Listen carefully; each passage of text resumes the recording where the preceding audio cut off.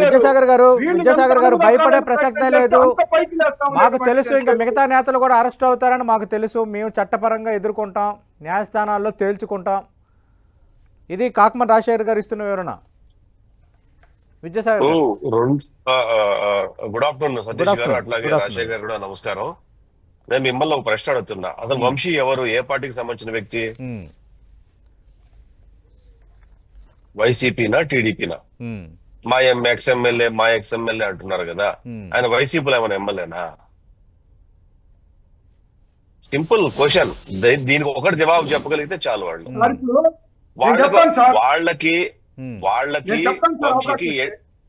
వాళ్ళకి వంశీకి ఏంటి సంబంధం? ఏ పార్టీ తరఫున ఎలక్టెడ్ అయిన ఎమ్మెల్యే ఈ రోజు మీరు క్లెయిమ్ చేశారంటే ఎవడో పుట్టిన బిడ్డని నువ్వు మా ఎమ్మెల్యే అని మాట్లాడుతున్నావు. తర్వాత నువ్వు టికెట్ ఇచ్చావు, ప్రజలు చూపించాల్సిన దారి చూపించారు, అడ్డంగా నువ్వు ఏం పనులు చేశావు దానికి చూపించారు. ఆ రోజు ఎలక్షన్ రోజు కూడా మనకు తెలిసి ఏం జరిగిందో. కనీసం నడవలేని పరిస్థితుల్లో ఆ ఓట్లు ఎక్కడెక్కడ ఎట్లా పడుతున్నాయో తెలుసుకొని అటు ఇటు పరిగెత్తినా కూడా ఏం చేసుకోలేకపోయాడు. అది దౌర్భాగ్యమైన పరిస్థితి వంశీది. కాబట్టి వంశీని వాళ్ళు క్లెయిమ్ చేసుకుంటున్నారంటేనే వాళ్ళు ఆ ఎమ్మెల్యే వాళ్ళ కాని ఎమ్మెల్యేని కూడా మాజీ ఎమ్మెల్యేను వాళ్ళ ఎమ్మెల్యేను క్లెయిమ్ చేసుకుంటారు. అదొకటి. రెండోది, వీళ్ళు భయపడమని ఎవరు చెప్పారు? భయపడద్దండి. మేము చెప్పాం భయపడాలని. మేమేం చెప్పలేదు కదా. భయపడద్దు. ఇంకా 100 మర్డర్లు చేయించండి మీ వాళ్ళ దగ్గర, ఎవడొద్దన్నాడు? భయపడద్దండి. ఇంకా 100 దౌర్జన్యాలు చేయించండి, ఎవడొద్దన్నాడు? మిమ్మల్ని ఎవరు ఆపుతున్నారా? చట్టం తన తరఫు చేసుకుపోతుంది. మీ పని మీరు చేస్తే చట్టం తన పని తను చేసుకుపోతుంది. ఈయన చెప్పిన పేర్లు ఎవడైనా సరే ఒక్కడైనా పద్ధతి అయినోడు, పద్ధతిగా మాట్లాడేటోడు, పద్ధతిగా రాజకీయాలు చేసినోడు, పద్ధతిగా సంపాదించినోడు ఎవడైనా ఒక్కడ ఉన్నాడా? ఒక్కడి పేరు చెప్పండి. ఒక్కడి పేరు. వీళ్ళకి బుద్ధ వెంకన్న గారు మాట్లాడిన పేర్లు, ఆ పేర్లు మీరు ప్రస్తావిస్తే రాజశేఖర్ గారు మాట్లాడిన మాటల్లో వీళ్ళు చెప్పిన రోజా సంగతి రాష్ట్రం ఎవడకు తెలియదు. మా కళ్ళ ముందర చూసాం రోజా సంగతి ఏందో, పెద్దిరెడ్డి సంగతి ఏందో. ఆ ప్రాంతం వాళ్ళ సంగతి వాళ్ళు చూసి ఉంటారు. వాళ్ళు ఎట్లా ఎదిగారు, ఏ రకంగా ఎదిగారు, వాళ్ళ రాజకీయ జీవిత ప్రస్థానం ఏంది, వాళ్ళ కథ ఏంది మా తెలీదు. రాష్ట్రంలో ప్రజలు ఏమైనా కళ్ళు మూసుకొని ఉన్నారా?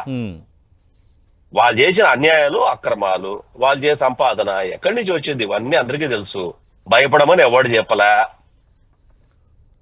భయపడమని మేము చెప్పలా. నువ్వు భయపడతా అట్లే ధైర్యంగా ఉండు, నువ్వు నిలబడు, నువ్వు అట్లే ఉండు. అదే సినిమాల బ్రహ్మాండం చెప్తుండా అల్లుడు నువ్వు భయపడదు, నువ్వు అట్లే ఉండు అన్నట్టు అంటా. అట్లనే ఉండమని చెప్పండి. ఎవడొద్దన్నాడు? జరగాల్సినవి వాళ్ళు చేసిన అక్రమాలు, భూదందాలు, ఎట్లా ఇల్లీగల్ గా డబ్బు సంపాదించారు, ఎట్లా మైనింగ్ చేశారు, ఇవన్నీ విచారం జరుపుతాము. కోర్టులో ప్రూవ్ చేస్తాము. వచ్చే ఎలక్షన్ లోపల కోర్టులో ప్రూవ్ చేసే సాక్ష్యాలు సంపాదించి వీళ్ళు మాట్లాడుతున్నటువంటి ప్రతి మాటకి కోర్టులోనే మేము ప్రూవ్ చేస్తాం. వీళ్ళు దొంగలు, ప్రజాస్వత్తు దోచుకున్నారు. వచ్చే ఎలక్షన్ బెదిరింపు చూసారా? ప్రతి ఒక్కరు వీళ్ళు వచ్చే ఎలక్షన్ గెలిస్తే 100 రెట్లు 1000 రెట్లు చేయి ఎవడొద్దన్నాడు? 1000 రెట్లు చేయండి ఎవడొద్దన్నాడు? మీరు అట్లా చేసే 11 సీట్లకు పరిమితం అయ్యారు. మళ్ళా చూసారా 8 నెలల్లోనే మళ్ళా బుడ్డ బెదిరింపులు ఒకటి. ఈ బుడ్డ బెదిరింపులకు బెదిరేవాడు రాజకీయాలు చేస్తాడా? ఫస్ట్ మీ జగన్మోహన్ రెడ్డి మీద ఉన్న కేసు సంగతి తెలుసుకోండాయా బాబు. అవి సుప్రీంకోర్టు ఈ చెంప వాయిస్తుందంటే కోర్టుకు పోయి దిక్కులే, అమ్మకు సమాధానం చెప్పే దిక్కులే, చెల్లికి సమాధానం చెప్పే దిక్కులే, బాబాయ్ మర్డర్ కేసు సమాధానం చెప్పే దిక్కులే.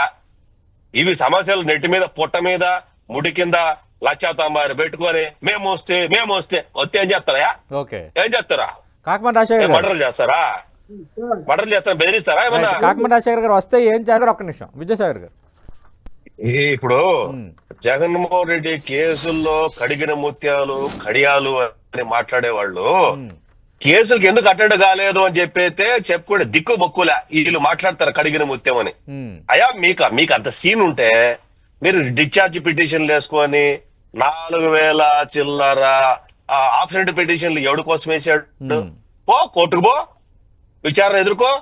కడిగిన ముత్యం కాకపోతే కడియాలు తీసుకుంటారా? కోర్టు కిరీటం పెడితే కిరీటం కూడా ఎత్తుకుంటారా? ఎవడొద్దన్నాడు? నిన్నేమొద్దన్నాడు? ఎవడైనా నువ్వేమన్నా వద్దన్నాడా? నేనేమన్నా వద్దన్నాడా? చంద్రబాబు నాయుడు గారు బెయిల్ మీద ఉన్నాడు కదండి, ఎందుకు కోర్టుకు వెళ్ళడం అని చెప్పండి. అదే ఎందుకంటే చంద్రబాబు నాయుడు గారు పద్నాలుగు ముఖ్యమంత్రి హోదాలో ఆయన వాళ్ళకి ఆపాలండి, ఆయన ఆపాలండి. కాకుమార్ గారు రోజులు కాకుమార్ గారు మీరు వెళ్తారు. మీరు మాట్లాడినప్పుడు విద్యాసాగర్ గారు సావధానంగా విన్నారు.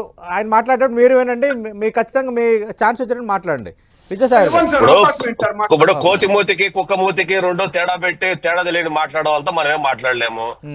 చంద్రబాబు నాయుడు గారి మీద కేసు పెట్టి ఖచ్చితంగా ఒక 13 నెలలు 14 నెలలు 15 నెలలు అయ్యింది అనుకుంటాను.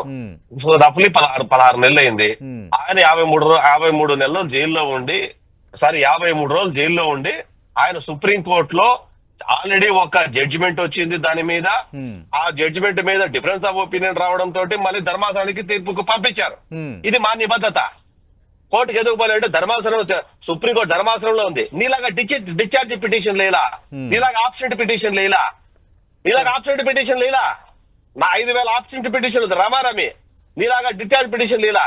మా చంద్రబాబు నాయుడు 14 సంవత్సరాలు ముఖ్యమంత్రిగా ఉండి ఇప్పుడు మళ్ళా 5 సంవత్సరాలు ముఖ్యమంత్రిగా కొనసాగుతుంటే ఏ ఐఏఎస్ ఆయన కారణంగా జైలుకు పోలే, ఏ ఐపీఎస్ ఆయన కారణంగా డిస్మిస్లు కాల, కోర్టు చుట్టూ తిరగడం లేదు. ఆ గత చరిత్ర కనేటటువంటి మీ వాళ్ళు మాట్లాడుకోవాలా. కాబట్టి కేసుల గురించి ఆ కేసులు అన్ని ఎన్ని మిగిలిపోయినాయో అది అడ్వకేట్ గా మీరు నాకు చెప్పాల్సిన అవసరం లేదు. లీగల్ ప్రాక్టీసర్ గా నాకు ఆ కేసులు ఏముండదో ఏం లేదు నాకు బాగా తెలుసు. కాబట్టి మీరైతే మీరు వచ్చే ఎలక్షన్స్ లోపల మీ జగన్మోహన్ రెడ్డికి మీరు చెప్పుకోండి, అయ్యా కేసుల గురించి మాట్లాడుతున్నారు, డిశ్చార్జ్ పిటిషన్ గురించి మాట్లాడుతున్నారు, ఆబ్సెంట్ పిటిషన్ గురించి మాట్లాడుతున్నారు, టీవీలో మేము డిఫెన్స్ చేయలేకపోతున్నాము, మీరు కోర్టుకు వెళ్ళి కడిగిన ముత్యం లాగా వస్తే మీరే మళ్ళీ మంచి నాయకుడికి అవకాశం ఉంది కాబట్టి అని మీరు చెప్పుకోండి. మీరు సలహా ఇవ్వండి మీ జగన్మోహన్ రెడ్డికి పోయి. అదన్నీ వదిలేసి ఏది కుక్కమూతికి మాట్లాడితే ఇంకో మాట ఇప్పుడు ఆయన మాట్లాడుతున్నారు అక్రమ కేసులు అంట. ఎవడే అక్రమ కేసులు? జగన్మోహన్ రెడ్డి పెట్టిన అక్రమ కేసులా? అక్రమ కేసులు పెడితే ఛార్జ్ షీట్లు వేస్తే ఛార్జ్ షీట్లు సుప్రీంకోర్టులో టెక్నాన్ ఫైల్ అవుతాయా? ఏం మాట్లాడతారా? చెప్పుకో. ప్రజలు ఓటర్లు మోసం చేశారు, ఇన్ని సంవత్సరాలు మోసం చేశారు. ఛార్జ్ షీట్లు ఫైల్ చేస్తే స్క్రూటనైజ్ జరిగి టెక్నాన్ ఫైల్ అవ్వదా? అక్రమ కేసులు పెడితే ఆధారాలు చూపిస్తే వాటిని సుప్రీంకోర్టు ఒప్పుకుంటుందా, హైకోర్టు ఒప్పుకుంటుందా? ఏం సంబంధం అడుగుతున్నది? ఎందుకు సంబంధం లేదు? రాష్ట్రంలో ప్రజా వనరుల్ని, ప్రకృతి వనరుల్ని దోచేస్తే ఎవడైనా కంప్లైంట్ ఇవ్వచ్చయ్యా, ఎవడైనా కంప్లైంట్ ఇవ్వచ్చు. ఏం మాట్లాడతారు? ఏం మాట్లాడినా చెలుబాటు అయిపోతుంది. విద్యాసాగర్ గారు ఫైనల్ గా ఒక మాట చెప్పండి. మీ పార్టీ నేత బొద్దా వెంకన్న చెప్పిన మాటలు నిజం కాబోతున్నాయా? ఆయన చెప్పిన లిస్టులో ఉన్న పేర్ని నాని, కొడాలి నాని, రోజా, అంబటి రాంబాబు, పెద్దిరెడ్డి రామచంద్రారెడ్డి, వెల్లంపల్లి శ్రీనివాస్ వీళ్ళ అందరూ కూడా అరెస్టులు కాబోతున్నారా? ఒకటి సతీష్ గారు, నేను ఈ విషయం మీద కామెంట్ చేసేటప్పుడు ఇట్లా కామెంట్ చేసే బదులు ఒక మాట చెప్తాను. మీడియాలో 5 సంవత్సరాల్లో వాళ్ళు మాట్లాడిన మాటలు, వాళ్ళు చేసినటువంటి దౌర్జన్యాలు ఇప్పుడు కాదు, ఇంక్లూడింగ్ 10 టీవీ, ఈ రోజు మనం మాట్లాడుకున్నటువంటి మీ టీవీ ఛానల్లో కూడా పుంకాలుగా ఆరోపణలు చేస్తూ వార్తలు వచ్చినాయి. ఒకటి. రెండవది వాళ్ళ భాష. ఈ రోజు రాజశేఖర్ గారు మాట్లాడుతున్నారు కానీ పోయేవాళ్ళు రాజశేఖర్ గారిని వాళ్ళు మాట్లాడిన భాషను ఒక్కొక్కరిది ఒక్క రోజు విని అది సమర్థనీయం అని చెప్పి గుడ్డ మీద చెయ్యి వేసుకొని పడుకొని నిద్రపోమని చెప్పండి, చాలా చూద్దాం. రాజశేఖర్ గారికే చెప్తున్నాను నేను మాట. వాళ్ళు మాట్లాడిన భాష, తీరు, ప్రవర్తన గుడ్డ మీద చెయ్యి వేసుకొని ఇది కరెక్టే, రాజకీయాలు ఇట్లే మాట్లాడాలా అని ఆయన సమర్థించుకుంటే ఆయనకు నిద్ర పడుతుంది, లేకపోతే పట్టదు. నేను ఎవరికో చెప్పాల్సిన అవసరం. సొంత ఆత్మసాక్షి అనేది ఒకటి ఉంటుంది మనిషికి. ఆత్మసాక్షికి ఆయన రాజశేఖర్ గారు తెలుసుకోవాలా.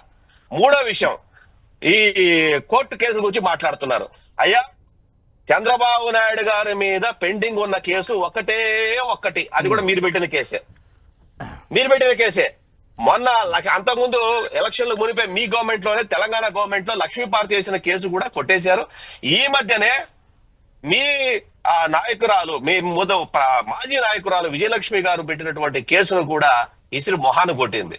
అయిపోయిన కేసుల గురించి మళ్ళీ రివ్యూ అంటే నీ బొందా అని.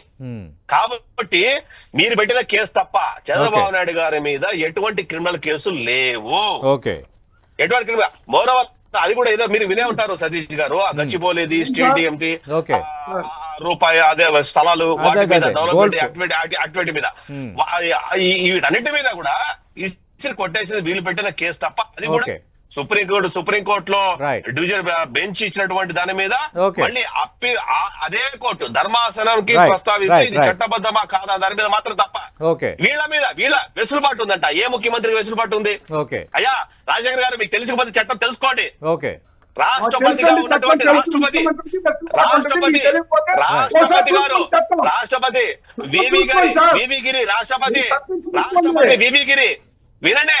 రాష్ట్రపతి వివి గిరి రాష్ట్రపతిగా ఉన్నప్పుడు సుప్రీంకోర్టుకి ఉండదు.